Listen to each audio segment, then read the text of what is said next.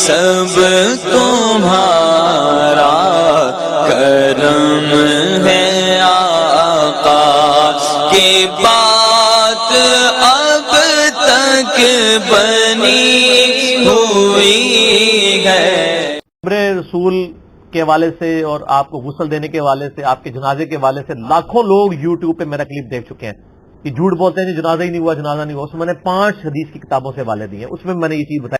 اعوذ باللہ من الشیطان الرجیم، بسم اللہ الرحمن الرحیم۔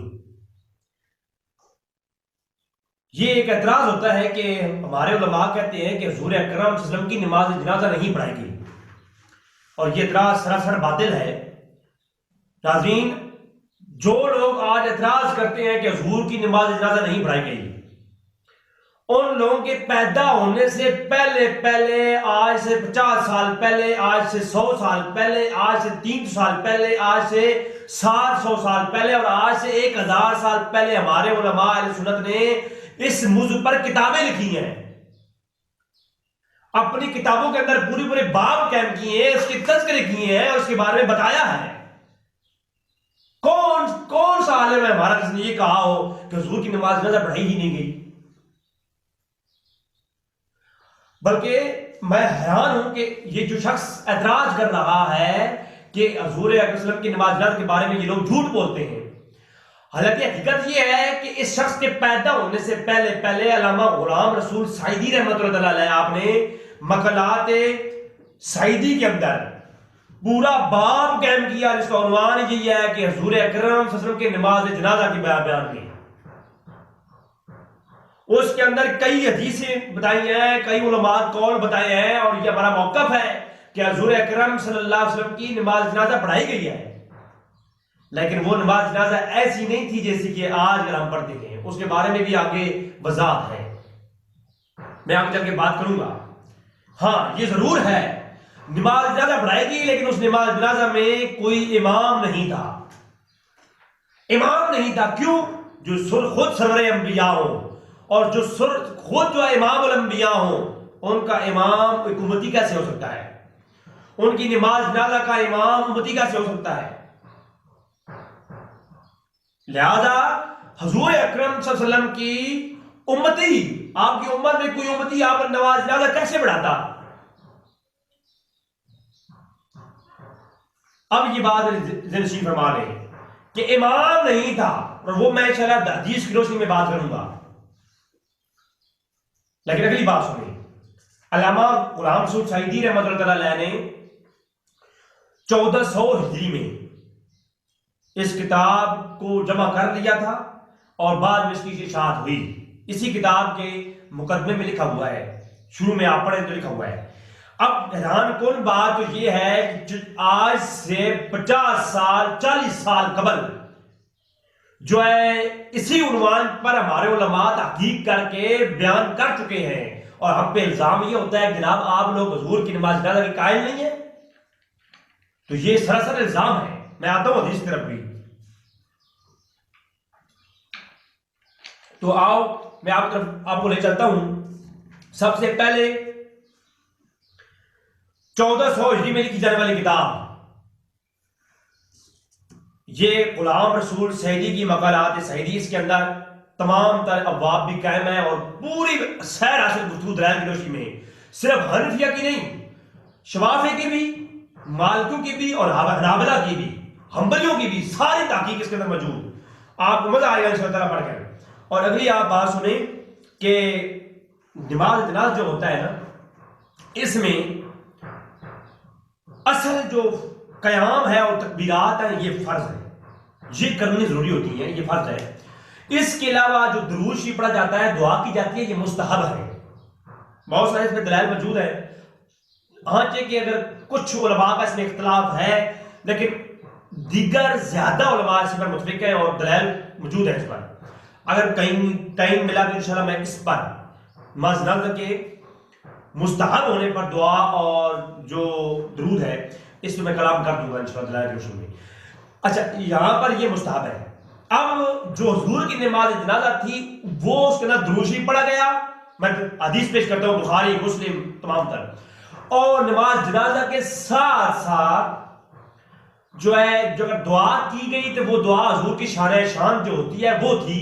یہ جو آج ہم دعائیں معروف پڑھتے ہیں نا, اللہم اغفر لخینا, یہ والی دعا نہیں تھی. اس پر علماء کا اجماع ہے کہ یہ دعا نہیں تھی جو آج امتی جو ہے پڑھتے ہیں نماز جنازہ میں. حضور کی جو شان کے لائق دعا ہے, اور وہ دعائیہ کلمات بعض کتب کے اندر موجود ہے, بعض کتب میں ائمہ نے نقل کیے ہیں, اگرچہ ان کی سند ضعیف ہے, اس لیے میں ان کو یہاں بیان نہیں کر رہا, فقط حوالہ دے دوں گا, آپ خود تحقیق کر لیں. اگر وہ دعا یا کلمات کچھ بھی تھے, لیکن وہ دعا یا کلمات جو بھی تھے مگر وہ یہ نہیں تھے جو دعائیں معروف آج کل ہم پڑھتے ہیں, اس پر علماء کا جواب ہے.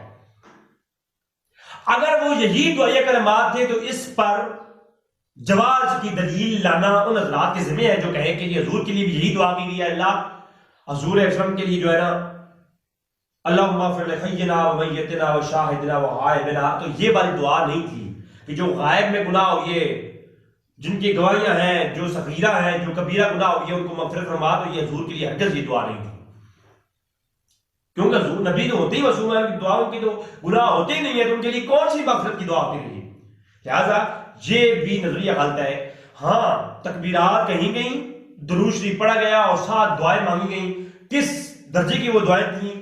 علامہ جلال الدین سیوطی نے الخصائص الکبریٰ میں, علامہ زرقانی نے شرح مواہب اللہ دنیا میں, علامہ قسطلانی شارح بخاری, علامہ شہاب الدین قسطلانی, آپ نے اس کو المواہب اللہ دنیا میں اپنی اپنی طرف سے وہ روایات لکھی ہیں جن میں حضور کی وہ دعائیہ کلمات موجود ہیں جو نماز جنازہ میں پڑھے گئے. لیکن ان کو میں ڈسکس آج نہیں کروں گا, ان کی سند پھر بات کرنی ہوگی اور وہ انشاءاللہ پھر کبھی کریں گے. تو یہ رہا معاملہ کہ جو دعا اور درود ہے وہ مستحب ہے, اپنی اپنے طریقے سے صحابہ کرام پڑھتے رہے. ٹھیک ہے, حضور کے درجات کے لیے جس طرح کہ ہم عام حکم ہے ہم درود شریف پڑھتے ہیں حضور پر, یا اللہ ہمارے نبی پر, نبی کی آل پر برکتیں نازل فرما, اسی طرح کی دعائیں کی گئیں جو حضور کی شان کے لائق تھیں. اگلی بات یہ کہ البدایہ والنہایہ میں حافظ ابن کثیر نے ابن عباس رضی اللہ عنہ سے نقل کیا, اور اس کے علاوہ حافظ ابن کثیر کی ایک اور کتاب ہے, اس کے اندر بھی اسی طرح کے کلمات لکھے گئے. میں آپ کو حوالہ لکھوا دیتا ہوں, آپ دیکھ لیں. سیرت النبویہ حافظ ابن کثیر, اس کے اندر بھی یہ لکھتے ہیں کہ جب حضور اکرم صلی اللہ علیہ وسلم کی وفات ہوئی تو صحابہ کرام نے پوچھا کہ اے ابو بکر صدیق کیا حضور فوت ہو چکے ہیں؟ تو آپ نے فرمایا بے شک فوت ہو چکے ہیں. فرمایا اب نماز جنازہ پڑھیں گے؟ فرمایا ہاں پڑھو. کس طریقے سے؟ فرمایا ایک جماعت حجرے میں داخل ہو, حضور پر درود شریف پڑھے اور نکل جائے, پھر دوسری داخل ہو, پھر تیسری داخل ہو, اسی طرح جاتے رہو, درود شریف پڑھتے رہو اور جاتے رہو. یہی حضور کی نماز جنازہ تھی, یہی حضور کی نماز جنازہ تھی. علامہ غلام رسول سعیدی رحمۃ اللہ علیہ, اللہ تبارک تعالیٰ آپ کی مرتبے میں درجات میں بلندی عطا فرمائے. آپ کی یہ تحقیق آپ مقالات سعیدی پڑھے, اس کے اندر بے شمار دلائل کہ ہم باہر لگائے ہیں. میں فقط آپ کو کچھ حوالہ جات دے دیتا ہوں. تو اس کے علاوہ دوسری یہ کتاب پہلی, دوسری پوری کتاب لکھی ہمارے علماء نے جو فقط اس موضوع پر ہے کہ نماز جنازہ رسول صلی اللہ علیہ وسلم, اور وہ لکھی سید محمود احمد رضوی صاحب نے. آپ بے شک وہ پڑھیں, اس کے اندر دلائل کے انبار ہے اسی موضوع پر. لہذا البدایہ والنہایہ حافظ ابن کثیر نے بھی اس روایت کو لکھا, اور یہی ہمارا عقیدہ ہے کہ حضور پر جماعتیں آتی رہیں, درود پڑھتی رہیں اور جاتی رہیں. اسی پر میں آپ کے سامنے اسی طرح کی روایات سیم, جماعت آئی, اسے درود شریف پڑھا, پہلے مرد آئے, پھر عورتیں آئیں, پھر بچے آئے, پھر غلام آئے, اسی طرح نماز جنازہ عورتیں بھی پڑھی, عورتوں نے بھی پڑھا نماز جنازہ, کیونکہ فقط تھا جو درود شریف پڑھنا, فقط درود شریف پڑھنا تھا, یہی تو نماز جنازہ تھا. لہذا یہ عورتوں نے بھی پڑھا. علامہ شہاب الدین قسطلانی 923 میں وفات, المواہب اللہ دنیا میں یہی بات نقل کرتے ہیں. علامہ زرقانی نے شرح مواہب اللہ دنیا میں لکھا, اور علامہ ابو عیسیٰ ترمذی رحمۃ اللہ تعالیٰ علیہ, امام ترمذی نے شمائل ترمذی میں 40 پر ایک حدیث لکھی کہ ابو بکر صدیق رضی اللہ تعالیٰ عنہ کے پاس صحابہ کرام آئے, اور کہا کہ اے ابو بکر کیا حضور فوت ہو گئے ہیں؟ فرمایا ہاں فوت ہو گئے ہیں۔ صحابہ کرام نے فرمایا کہ آپ نے کہا تو سچ کہا، آپ کی سچائی پر ہم یقین کرتے ہیں۔ پھر فرمایا کہ اب نماز جنازہ پڑھیں؟ فرمایا ہاں پڑھو۔ کیسے؟ فرمایا پہلے ایک جماعت داخل ہو، وہ حضور پر وہ تکبیر پڑھے، پھر درود پڑھے، اور پھر وہ وہاں سے نکل جائے۔ پھر دوسری جماعت آئے، وہ بھی تکبیر پڑھے، درود پڑھے اور واپس چلی جائے۔ پھر تیسری جماعت آئے، وہ بھی تکبیر پڑھے، درود پڑھے، دعا پڑھے اور چلی جائے۔ تو اس روایت کو امام ترمذی نے لکھا۔ اسی طرح کی یہ روایت صرف دلائل النبوہ کے اندر امام بہقی نے اس کو لکھا، اس کے علاوہ اس کو امام حزبی نے لکھا، اس کے علاوہ اس کو امام شافعی کا نظریہ بھی اسی حدیث پر ہے، امام ابو حنیفہ کا بھی نظریہ ہے، امام بلال قاری پرانے امام کعبہ مشکات شرح مشکات کے اندر بھی انہوں نے یہی مرکات شرح مشکات اس کے اندر بھی لکھا۔ اس کے علاوہ علامہ عبدالرؤوف مناوی نے بھی اسی بات کو لیا، علامہ ابراہیم حلبی نے بھی اسی کو بات کو لیا، اور علامہ شافعی کا جو میں نے موقف پہلے بتایا، علامہ شامی کا بھی یہی موقف ہے، آپ نے بھی اسے دلیل لی ہے۔ انشاءاللہ تعالی میں کبھی اس پر ایک تفصیل گفتگو کروں گا، لیکن آج فقط یہ بتا رہا ہوں کہ یہ غلط اور باطل نظریہ ہے کہ اہل سنت کا یہ نظریہ ہے کہ حضور کی نماز جنازہ نہیں ہوئی۔ ہمارے علماء نے کتابیں لکھی ہیں، اپنے کتابوں کے اندر یہ حضرات کہتے ہیں کہ آپ پرانے یہ بابوں کو مانتے ہیں، علامہ قسطلانی بابا ہے، علامہ غزالی امام غزالی بابا ہے، ان بابوں کو کیوں مانتے ہو؟ میں نے کلیم اپلوڈ ہے اس پہ، اس بندے نے گستاخی کی ہے جو ہے نا بزرگوں کی شان میں، اور کہتے ہیں یہ بابوں کو تم مانتے ہو، تو انہیں تم ہمارے بابے کہتے ہو، نہیں تمہارے بابے تمہاری بابے ہیں یہ، اور ہمارے بابوں نے یہ کتابوں پر تذکرے کیے ہیں اس کے۔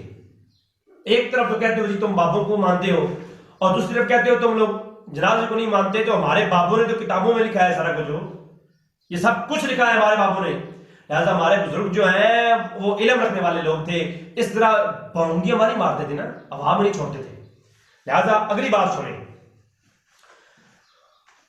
حضور اکرم صلی اللہ علیہ وسلم کے جنازے میں امام نہ ہونا یہ حضور کی خصوصیات میں سے ہے، کافی دلائل موجود ہیں، الخصائص الکبریٰ میں علامہ سیوطی نے، اور المواہب اللدنیہ میں، اور اس کے علاوہ دیگر کتب کے اندر علماء نے اس بات کی ہے کہ حضور کی نماز جنازہ میں امام نہ ہونا حضور کی خصوصیات میں سے ہے، کیونکہ حضور کے ظاہر میں بھی اور باطن میں بھی حضور اکرم صلی اللہ علیہ وسلم کے جو ہے موجودگی میں کسی اور کا امام ہونا یہ ممکن نہیں ہے، لہذا اس لیے حضور کی نماز جنازہ میں کوئی امام نہیں تھا، کیونکہ حضور سے کوئی افضل ہوتا تو حضور کا نماز جنازہ پڑھاتا نا، اس لیے اس پر بڑی بحث علماء نے کی ہے، بڑی کئی حدیث شریف کی روشنی میں بات کی گئی ہے۔ انشاءاللہ آپ مقالات سعید پڑھیں گے تو آپ کو اس میں وضاحت مل جائے گی۔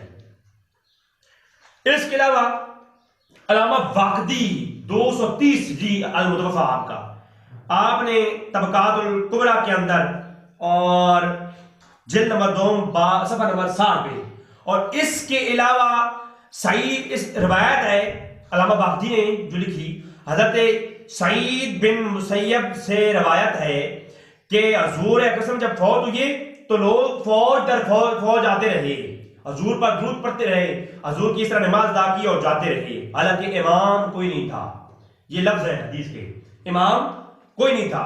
اس کے علاوہ آپ پڑھے علامہ ابن جوزی کو، آج سے تقریباً 950 سال پہلے گزرے، آپ نے ابن جوزی نے الوفاء کے اندر اس بات کو نقل کیا کہ حضور کی نماز جنازہ ہوئی، لوگ آتے رہے، حضور کے حجرے میں داخل ہوتے رہے، درود شریف پڑھ کے جاتے رہے، یہی حضور کی نماز جنازہ تھی، کوئی امام نہیں تھا۔ اور اس کے علاوہ ابن کثیر نے سیم اس طرح کی جو ہے سیرت نبویہ کے اندر یہ روایت لکھی، علامہ سیوطی نے یہ لکھی، علامہ حلبی نے یہ موقف لیا، عبدالحق محدث دینی نے یہی موقف لیا، تو دیگر کتب کے اندر یہ دلائل موجود ہیں، اس پر بہت لمبی طویل بات ہو جائے گی، لیکن المختصر بات یہ ہے کہ حضور اکرم صلی اللہ علیہ وسلم کی نماز جنازہ کی پڑھائی گئی، اس میں امام کوئی نہیں تھا، لہذا یہ اعتراض کرنا باطل ہے کہ پہلے جب کوئی معترض اعتراض کرے اس کا حق یہ ہے پہلے تحقیق کرے کیا آیا واقعے میں جو میں بات کرنے والا ہوں اس کی کوئی ہے بات یا نہیں ہے۔ آپ کو پتا ہے کہ یہ بلا تحقیق اس طرح بولنا یہ بہت خطرے سے خالی نہیں ہے. یہ عوام کے ساتھ کھلواڑ کرنا ہے, دھوکہ دینا ہے عوام کو فقط, اور کچھ بھی نہیں ہے. ایک عالم عاقل شخص جو ہے نا کبھی ایسی حرکت نہیں کرتا, وہ جب بھی بات کرتا ہے تحقیق کر لیتا ہے. دعا ہے رب تعالیٰ میں حق جانے کی توفیق عطا فرمائے. وما علینا الا البلاغ.